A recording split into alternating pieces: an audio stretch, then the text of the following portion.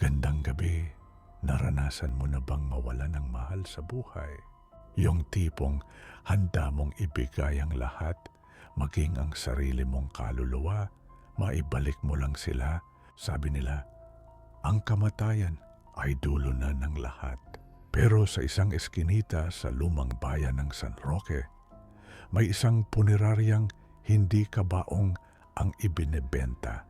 Ang tinitinda nila ay pagkakataong makasama uli ang mga nawalang anak. Pero saan yung hindi mo inaasahan? Ako si Mang Hector. Huwag kang matatakot sa mga matang nakatitig sa iyo mula sa dilim.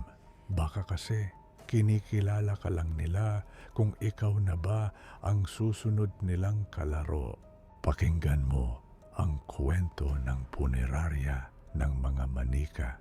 Si Aling Marta ay kilala sa San Roque bilang ang pinakamahusay na restoration artist. Pero hindi mga painting o lumang gamit ang inaayos niya. Ang kanyang punerarya, ang laiter na munyeka, ay pinupuntahan ng mga magulang na namatayan ng mga anak. Ang pangako ni Marta, hindi sila mawawala. Magbabago lang sila ng anyo. Si Mang Berto ay isa sa mga desperadong magulang na ito. Namatay ang kanyang 7 taong gulang na anak na si Nene dahil sa isang malubhang karamdaman. Hindi matanggap ni Berto ang nangyari. Kaya naman, sa gitna ng gabi, dinala niya ang katawan ni Nene kay Aling Marta. Sigurado ka ba, Berto? Tanong ni Marta habang hinihimas ang isang porselanang manika na kasing laki ng isang bata. Ang prosesong ito ay hindi para sa mahihina ang loob kapalit ng kanyang pananatili. Kailangang may ibigay kang bahagi ng iyong buhay. Kahit ano, Marta, maibalik ko lang si Nene, sagot ni Berto. Ipinasok ni Marta ang katawan ni Nene sa isang silid na bawal pasukin ng sinuman. Maririnig ang tunog ng pait, liha, at ang mabahong amoy ng kemikal at matamis na insenso. Pagkalipas ng 3 araw, inilabas ni Marta ang bagong Nene. Siya ay naging isang napakagandang porselanang manika. Ang kanyang balat ay maputi at makinis. Ang kanyang buhok ay totoong-totoo. At ang kanyang mga mata na gawa sa kristal ay tila sumusunod sa bawat galaw ni Berto. Nene, pulong ni Berto habang yakap ang malamig na manika. Iniuwi ni Berto ang manika sa kanilang bahay. Noong una, masaya siya.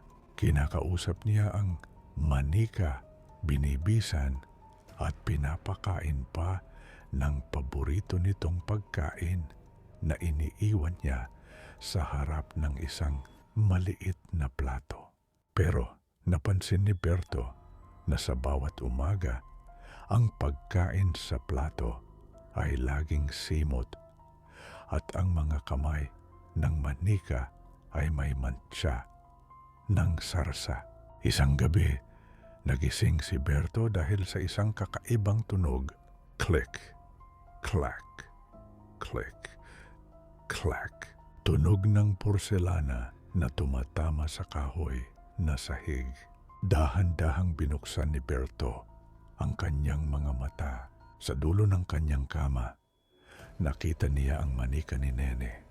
Nakatayo ito, ang kanyang mga kristal na mata ay nagniningning sa dilim. Tay, laro tayo, sabi ng manika. Ang boses ay boses ni Nene, pero parang may kasamang static ng radyo. Napansin ni Berto na ang kanyang sariling mga daliri ay naninigas. Nang tingnan niya ang kanyang mga kamay, nanlumo siya. Ang kanyang balat ay nagiging maputi, makinis, at matigas. Nagiging porselana siya. Sa bawat gabi na nabubuhay, ang manika, unti-unting nananakaw ang buhay ni Berto. Ang init ng kanyang katawan ay hinihigop ng porselana ni Nene. Naintindihan ni Berto ang sinabi ni Aling Marta. Ang proseso ay hindi pagbuhay sa patay, kundi pagpapalit ng pwesto. Sinubukan ni Berto na tumakas, pero hindi na niya maigalaw ang kanyang mga binti. Selyado na ang mga ito sa anyo ng isang base ng manika. Nakita niya ang manika ni Nene na lumapit sa kanya. Hawak ang isang suklay. Huwag kang mag-alala, tay. Magiging maganda ka rin. Lalagyan ka ni Aling Marta ng magandang damit at ilalagay ka namin sa display window para makita ng lahat. Sabi ng manika, hibang nakangiti. Isang ngiting nakapinta at hindi na nabubura. Nang sumunod na araw, may bagong display sa La Eterna Muñeca. Isang manikang lalaking may suot na barong nakaupo sa isang armchair.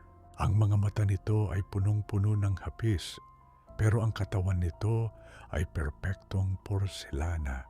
Sa tabi nito, isang maliit na manikang babae ang masayang naglalaro ng bola. Sinasabing tuwing sasapit ang hating gabi, ang buong punerarya ay napupuno ng tunog ng tawanan at takbuhan. Ang mga manika ay lumalabas sa kanilang mga display case. At kung ikaw ay dadaan sa harap ng shop, mag-ingat ka dahil